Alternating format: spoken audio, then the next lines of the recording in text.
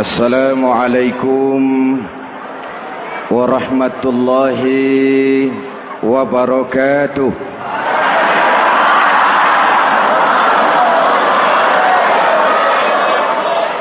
Alhamdulillahi rabbil alamin.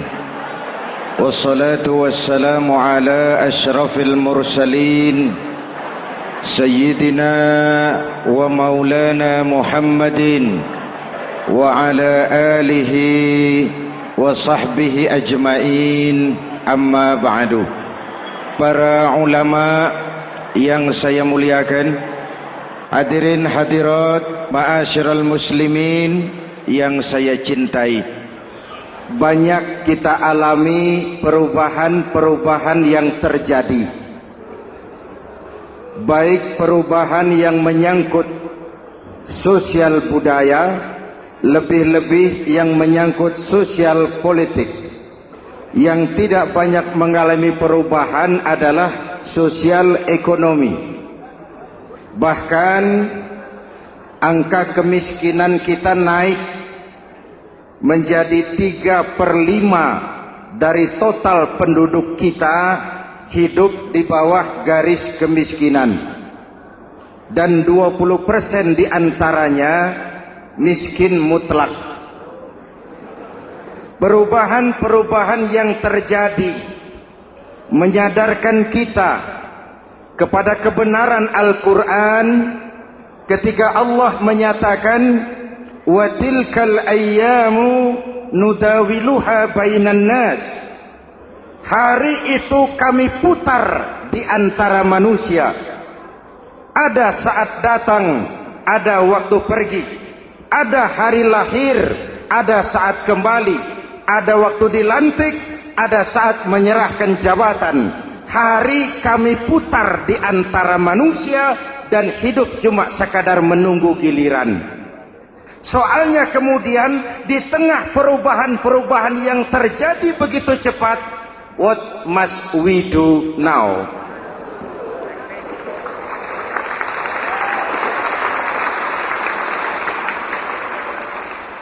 Saya juga nggak ngerti itu. Yang penting kan penampilan. Saudara-saudara kaum muslimin di seluruh tanah air, jadi pemimpin adalah pelayan bagi orang yang dipimpinnya. Okelah, perbaikan ekonomi, pembukaan lapangan kerja baru kita serahkan kepada pemerintah, karena kita percaya mereka orang-orang terpilih belaka yang dipilih dengan kepercayaan akan mampu membawa rakyat keluar dari kesulitan. Amin. Tugas kita sekarang di zaman susah meluruskan akidah.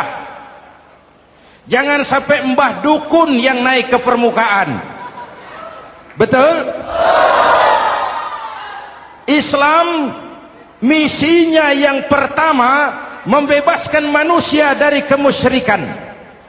13 tahun Rasul berjuang di Makkah, menanamkan akidah, meluruskan keyakinan, membentuk iman. 13 tahun membebaskan manusia dari belenggu kemusyrikan. 13 tahun menanamkan la ilaha illallah Muhammadur Rasul dengan seluruh konsekuensinya.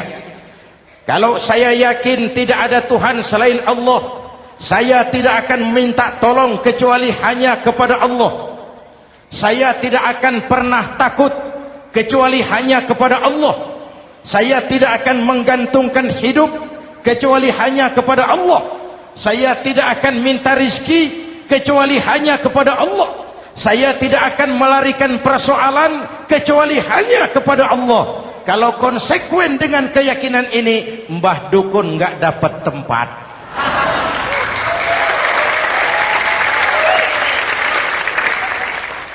Akur?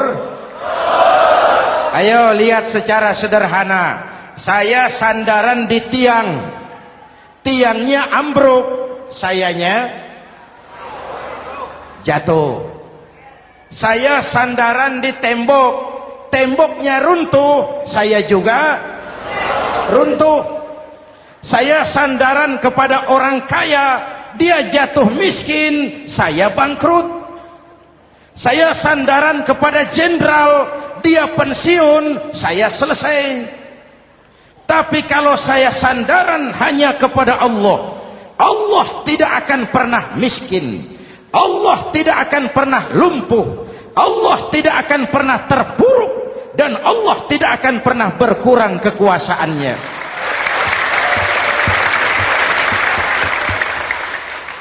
Maka umat Islam, sesulit apapun zaman yang kita hadapi, Allah juga tempat kita bersandar. Jelas? Selama ini kita iman dalam ucapan, tapi sekuler dalam perbuatan. Di masjid ada Allah, di kantor Allah tidak ada, maka korupsi merajalela.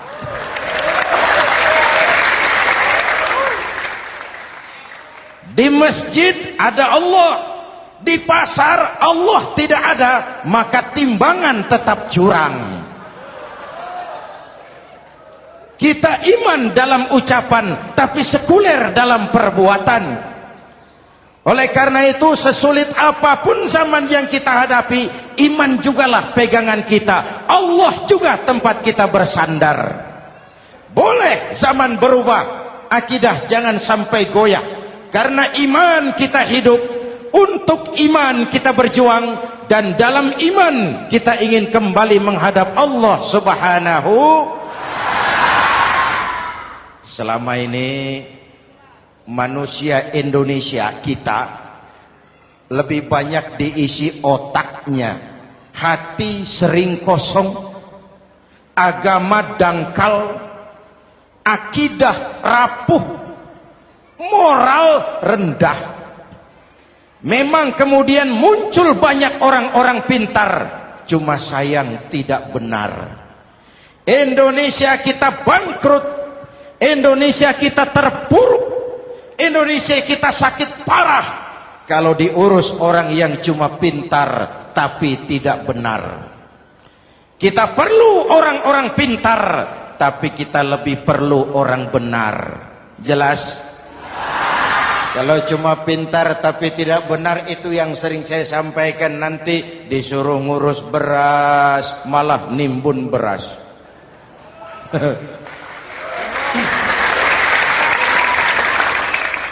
Disuruh ngurus laut malah jadi bajak laut.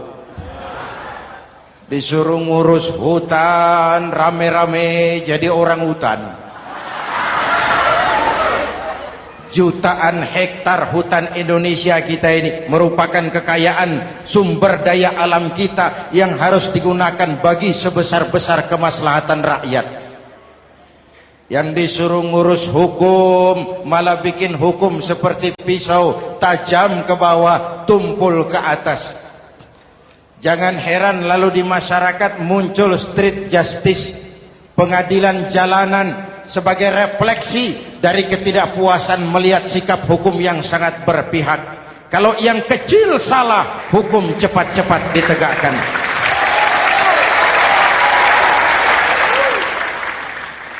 Lihat saja sekarang ini kalau orang terkenal banyak uang punya masalah, antri yang bela. Betul? Tapi saudara lihat si Marsinah di Jawa Timur, si Sengkon dan Karta di Jawa Barat, si Udin Bernas wartawan Jogja terseok-seok mencari keadilan, sampai hari ini urusannya masih remeng-remeng. Kenapa bisa begitu? Jawabannya sederhana, tidak ada fulus.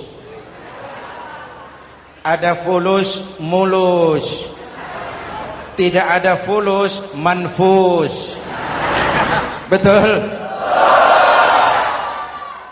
Jangan sampai para penegak hukum kita terjebak pada lagu baru, maju tak gentar membela yang bayar. Biar bertentangan dengan nurani, biar bertentangan dengan public opini, biar bertentangan dengan rasa keadilan. Siapa yang bayar, itulah majikan. Mau benar atau salah, belain terus. Kalau seperti inilah hukum kita, mafioso keadilan akan tetap gentayangan. Hadirin yang saya hormati, 13 tahun beliau berjuang di Mekah, meluruskan keyakinan, memantapkan akidah, meneguhkan iman. Dari situ segalanya dimulai, dan ke situ segalanya akan menuju. Intan paling mahal, mutiara paling berharga, tidak lain adalah nilai-nilai keimanan. Kalau itu sudah tergadai, apalagi yang bisa kita banggakan dalam kehidupan ini? Kita merasa harta kita berharga, belum ada artinya ketimbang iman. Kedudukan kita punya nilai pun belum ada artinya ketimbang dengan nilai-nilai keimanan. Itu intan paling mahal, itu mutiara paling berharga. Harta baru ada manfaatnya kalau dilandasi dengan iman. Jabatan dan kedudukan baru terasa gunanya kalau dilandasi dengan keimanan. Kalau jabatan lepas dari iman, yang akan lahir Fir'aun baru. Jelas? Kalau harta terlepas dari iman, yang akan muncul adalah konglomerat korun. Kalau ilmu pengetahuan terlepas dari nilai dasar keimanan, maka yang akan muncul adalah ilmuwan pelacur yang menyalahkan yang benar, membenarkan yang salah untuk kepentingan pribadi. Dan kondisi seperti itu tidak akan membuat kita makin sehat. Oleh karena itu, pada kesempatan ini, pesan pertama saya, menghadapi zaman susah, tetap jaga akidah, tetap pelihara keyakinan. Kesulitan bukan untuk ditakuti, untuk diatasi.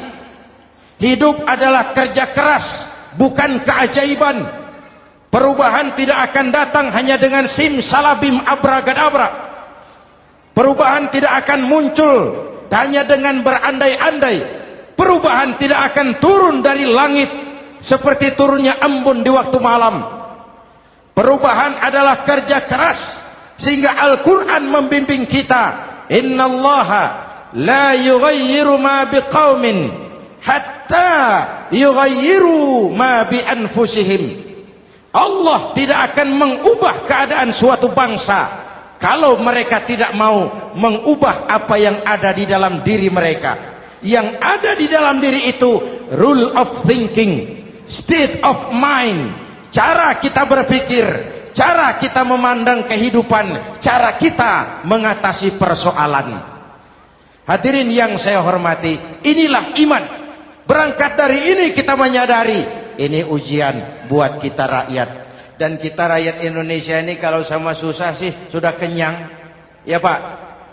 Ya Pak? Kita ini sebagai bangsa mengalami apa yang disebut oleh Bung Karno up and down, naik turun, timbul tenggelam, pasang surut. 350 tahun dijajah oleh Belanda, kita susah. Berangkat Belanda masuk Jepang, susah lagi. Pergi Jepang, datang nikah, susah lagi. Lalu kita merdeka, dirongrong oleh berbagai pemberontakan, susah lagi. Makan bulgur, antri minyak. Lalu PKI berontak, susah lagi. Muncul orde baru, lama-lama susah lagi. Orde baru selesai, naik reformasi, mulai repot nasi, susah lagi.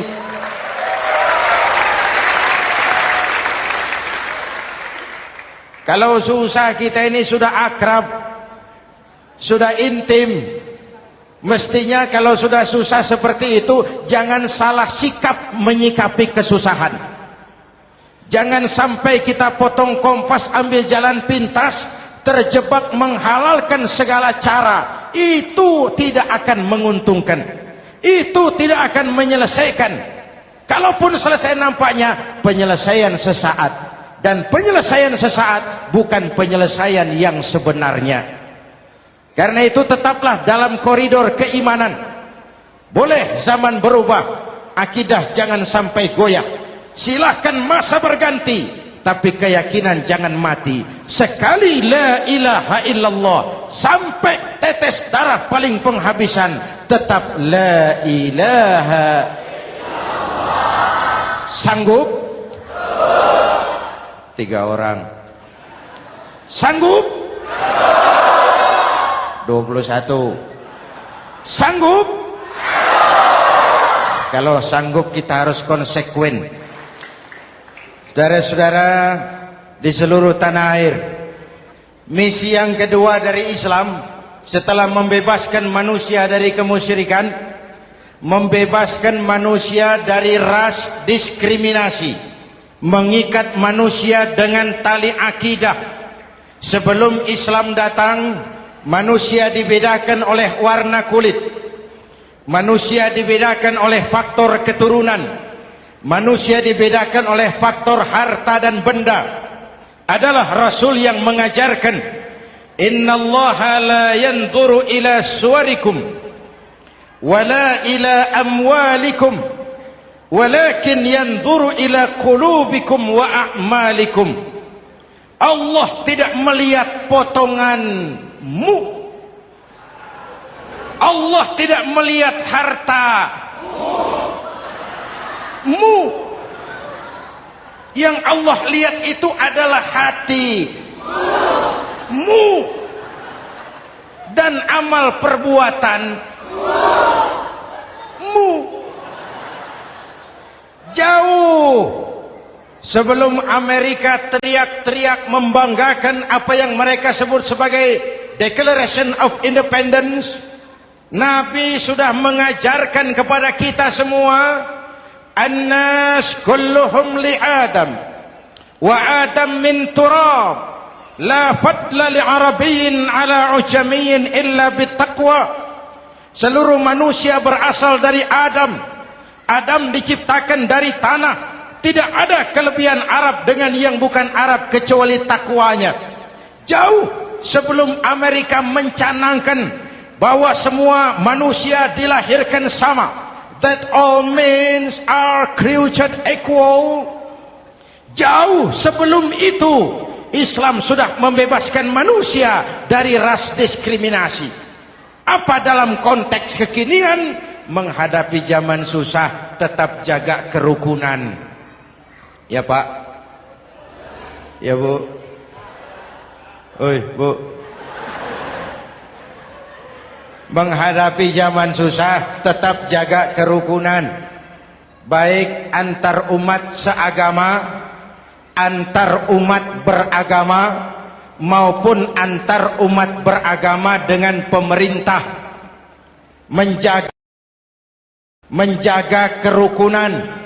Jangan saling sikat sikut di antara kita. Sebab kalau sudah rukun, saya ajak berhitung. 1 ditambah 1 sama dengan, itu matematika namanya. Hasilnya pasti. Tapi angka sosial hasilnya aneh. Saya ubah jadi angka sosial. Ayo kita berhitung lagi. 1 orang takut ditambah 1 orang takut sama dengan 2 orang setengah berani. Kenapa setengah berani? Karena sudah berdua. Tadi kan takut sendiri. Kalau sama-sama takut berkumpul jadi setengah berani. Kalau ditambah 1 orang takut lagi, 1 orang takut ditambah 1 orang takut ditambah 1 orang takut sama dengan 3 orang berani. Kenapa jadi berani? Karena sudah bertiga. Kita yang lemah, kita yang marginal, kita yang dikucilkan, bahkan kita yang dilecehkan, kalau mau rukun kita akan kuat dan tidak bakal dipermainkan orang.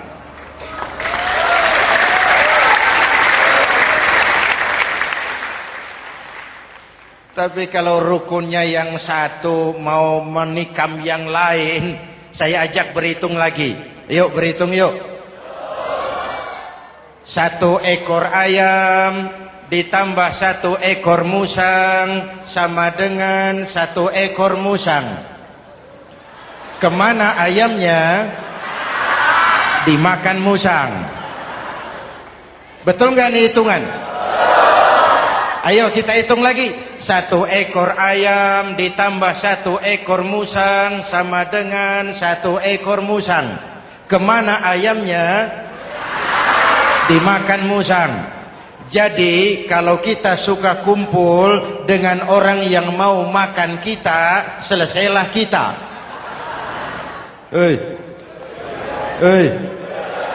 Maka kalau merasa kita ini ayam, yuk kumpul sama-sama ayam, pulang ke kandang ayam.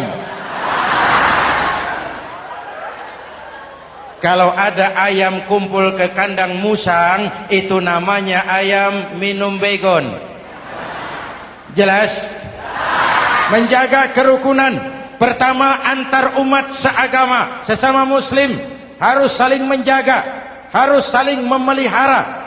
Baik dia muslim yang jadi kapolri, baik dia muslim yang jadi kasat, baik dia muslim yang jadi pengusaha, baik dia muslim yang jadi petani, nelayan, guru, semua komit menjaga semangat kebersamaan, rukun antar umat seagama. Jelas? Jelas?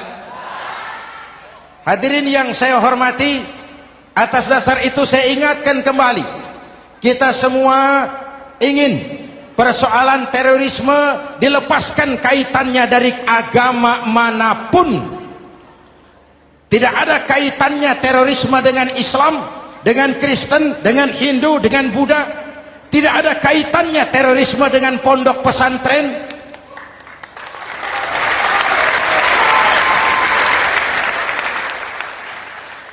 Jangan sampai pesantren jadi kambing hitam. Karena sejak zaman penjajahan, pesantren sudah terbukti memberikan kontribusi bagi perjuangan memerdekakan rakyat Indonesia. Rukun antar umat seagama. Yang kedua, rukun antar umat beragama. Islam ini rahmatan lil. Jangankan manusia walaupun berbeda agama, binatang saja dihormati. Ada hadis, fa iza zabahtum fa ahsinuz zibhata. Kalau kamu menyembelih hewan, sembelihlah dengan cara yang terbaik. Jangan menyembelih ayam dengan pisau tumpul. Itu namanya tidak berperi kebinatangan.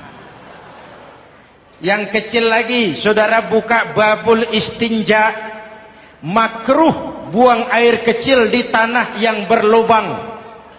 Sebab apa? Pertama, menjaga kesehatan. Siapa tahu di lubang yang saudara buang air kecil itu ada gas beracun. Kalau tidak, melindungi binatang yang ada di dalam lubang. Siapa tahu di lubang yang saudara buang air kecil itu ada semut sedang rapat membahas terorisme. Apa dosanya lalu mati dikencingi? Ini namanya rahmatan lis semut. Binatang saja dilindungi. Maka perbedaan agama tidak harus menyebabkan kita bertolak belakang. Perbedaan agama bukan alasan untuk saling bermusuhan. Apalagi kita sudah menyadari tentang kemajemukan kita, tentang kebinekaan kita, tentang keragaman kita. Rukun antar umat beragama. Saling menghormati, saling menghargai, tapi tetap dalam batas lakum dinukum. Lalu rukun antar umat beragama dengan pemerintah. Hadirin yang saya hormati, yang benar kita dukung, yang salah kita perbaiki dan kita tegur menurut cara-cara yang diajarkan oleh agama kita. Dan sholat berjamaah, pendidikan bernegara yang paling bagus. Tadi kita sholat ada imam, ada makmum, betul? Makmum wajib ikut imam kalau imam benar sholatnya. Rakyat wajib ikut pemimpin kalau pemimpin benar mimpinnya. Masyarakat Islam ini loyal. Masyarakat Islam ini bukan pemberontak. Masyarakat Islam ini taat dan setia. Kapan? Kalau imamnya benar. Imam takbir, makmum. Imam ruku, makmum. Imam i'tidal, makmum. I'tidal. Imam sujud, makmum. Tapi kalau imam keliru, mestinya imam ruku malah sujud. Salah imam ini. Tegur. Siapa yang wajib negur? Makmum yang sop terdepan. Anggota DPR.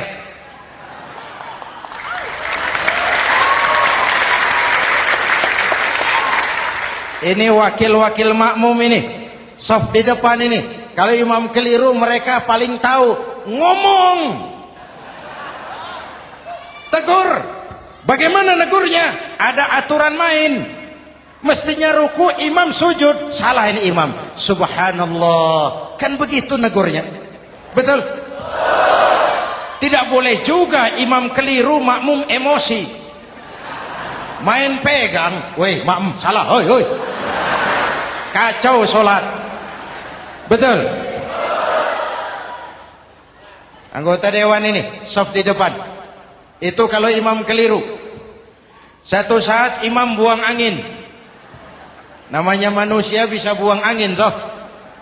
Apa makmum lalu berkata, demi kesetiaan saya kepada imam, imam buang angin, saya lebih keras lagi.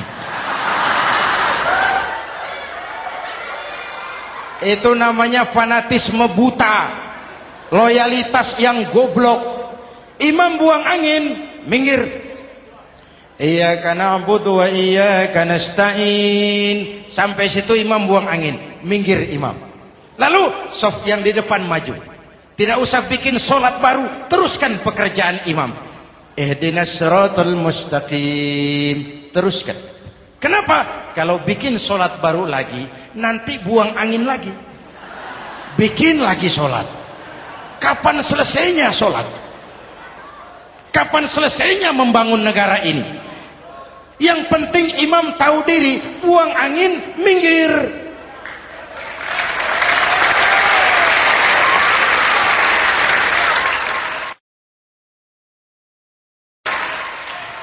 Ini kacaunya solat berjamaah kita sekarang. Kacaunya negeri kita sekarang. Banyak imam sudah buang angin, gengsi. Diam aja merasa nggak punya salah.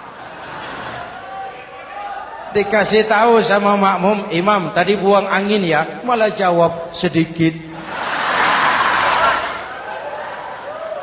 Apa kalau sedikit lalu tidak batal solat itu? Mekanisme kehidupan sosial yang diatur lewat tuntunan solat berjamaah. Sehingga Nabi berpesan, kun imaman muta'an au ma'muman muti'an fala takun thalisan jazu'a. Kalau jadi pemimpin, jadilah pemimpin yang ditaati. Kalau jadi makmum, jadilah makmum yang mentaati. Jangan jadi golongan ketiga pemecah belah. Di depan tidak jalan, di belakang takut, ditaruh yang di tengah, di depan didorong, yang belakang ditendang. Ini namanya biang kerok. Saudara-saudara, dari uraian singkat ini saya ambil beberapa catatan pokok. Pertama, kalau ada intan paling mahal, kalau ada mutiara paling berharga dalam hidup kita, itu tidak lain adalah karena keyakinan. Hidup jadi indah, hidup jadi berharga, hidup jadi berarti kalau didasari atas sebuah keyakinan. Dan keyakinan itu tidak lain adalah nilai iman kita, akidah kita kepada Allah Subhanahu wa taala. Yang kedua, tetap menjaga kerukunan sesulit apapun zaman yang kita hadapi. Kita tetap harus menjaga semangat kebersamaan. Kita harus tetap menjadi lem perekat yang menjaga keutuhan baik sebagai bangsa maupun sebagai umat. Perbedaan adalah wajar, harus dihormati sebagai ciri kehidupan berdemokrasi. Tapi jangan perbedaan menjadi sebab kita bermusuhan, dan jangan perbedaan menyebabkan kita saling berpecah belah. Hormati perbedaan, jangan perbedaan dipandang sebagai permusuhan. Dengan akidah yang kuat dan kebersamaan yang kokoh, ayo kita hadapi kesulitan, kita atasi kesulitan, dan dengan kerja keras untuk menyongsong hari esok yang lebih pasti. Mari kita Fatihah. Semoga Allah memelihara kita bangsa Indonesia. Ala hadhihi niyah wa ila hadratin Nabi. Al-Fatihah.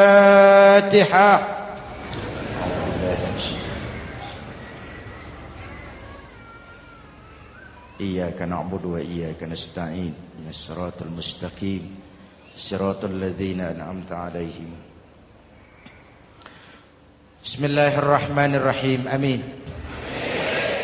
Alhamdulillah Rabbil Alamin. Allahumma salli wa sallim mubarak ala Sayyidina Muhammadin wa ala alihi wa sahbihi ajma'in. Allahumma Rabbana taqabbal minna salatana wa siyamana wa qiyamana wa takhashu'ana wa ta'abbudana wa tammim taksirana ya arhamar rahimin. Allahumma aslih man fi salahihi salahul muslimin. Allahumma ahlik man fi halakihi salahul muslimin. Allahumma Rabbana la tu'akhizna in nasina aw akhtana. Rabbana wa la tahmil alaina isran kama hamaltahu ala alladhina min qablina. Rabbana wa la tuhammilna ma la taqata lana bih wa'fu 'anna waghfir lana warhamna anta maulana fansurna 'alal qaumil kafirin. Allahumma ij'alna minas su'ada'il makbulin wa la taj'alna minal asqiya'il mardudin. Afdalu ma qultuhu ana wan nabiyyuna min qabli. La ilaha illallah.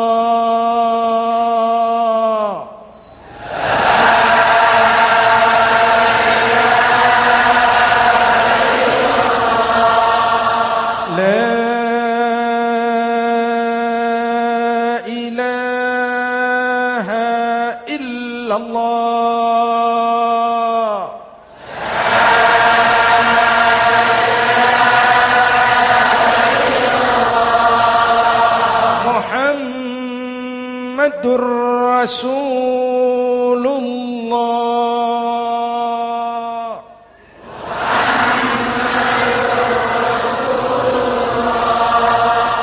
Sallallahu alaihi wa alihi wa sallam. Kalimatu haqqin 'alaiha nahya wa 'alaiha namut wa 'alaiha wa biha nub'atsu insyaallah minal aminin minal aminin minal aminin rahmatika ya arhamar rahimin.